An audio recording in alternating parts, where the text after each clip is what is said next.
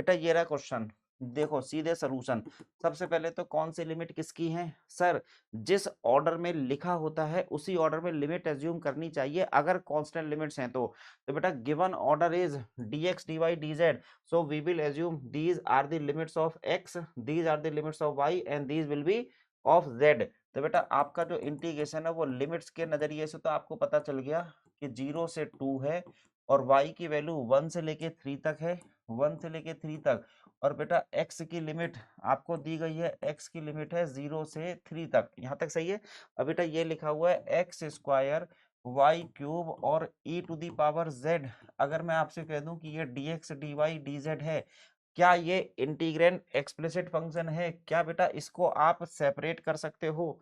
हाँ सर ये मिक्स नहीं है, इसको सेपरेट किया जा सकता है और लिमिट्स भी कांस्टेंट है तो स्पेशल केस की तरह से हैंडल कर लेंगे।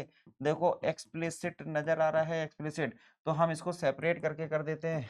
एक्स की लिमिट अलग कर लो सर 0 से 3 और ये है x square d x multiplied by y की वैल्यू सर 1 से 3, 1 से 3 और ये हो गया y cube d y integration z की लिमिट सर z की लिमिट 0 से 2 और ये हो गया e की पावर z dz। लो जी, अब तो ये तीन ऐसे क्वेश्चन हैं जो क्लास 11 का बच्चा भी कर सकता है। इसकी लिमिट हो गई, सॉरी इंटीग्रेशन हो गया एक्स क्यूब बाई 3, बेटा इसका इंटीग्रेशन हो गया वाई टू द पावर 4/4 और इसका इंटीग्रेशन हो गया ई की पावर जेड। बस किसी तरह लिमिट रख दें सर, ये लिमिट आपकी 0 से 3 थी, ये वाली लिमिट सर वाई से 3 है, सॉरी 1 से 3, और ये वाली लिमिट 0 से 2 है, 0 से 2। तो बेटा अब जा करके हम इसका आंसर निकाल पाए अपर लिमिट लोअर लिमिट वाले कॉन्सेप्ट से। तो देखो 3 और 4 तो ऐसे रह गया, 1/12 बाहर आ गया।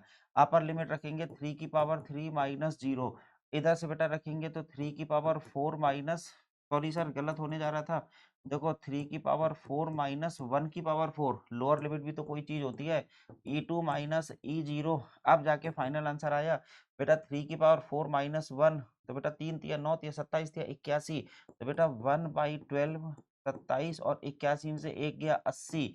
अब बेटा ये क्या है E square minus 1, this is your final answer. अब बेटा मल्टीप्लाई वगैरह आप खुद से कर लीजिएगा।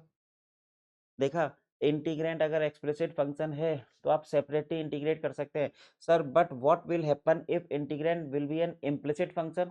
तब क्या होगा? अगर इंटीग्रेंट इम्प्लिसिट फंक्शन होगा then you have to integrate one by one keeping other variables constant.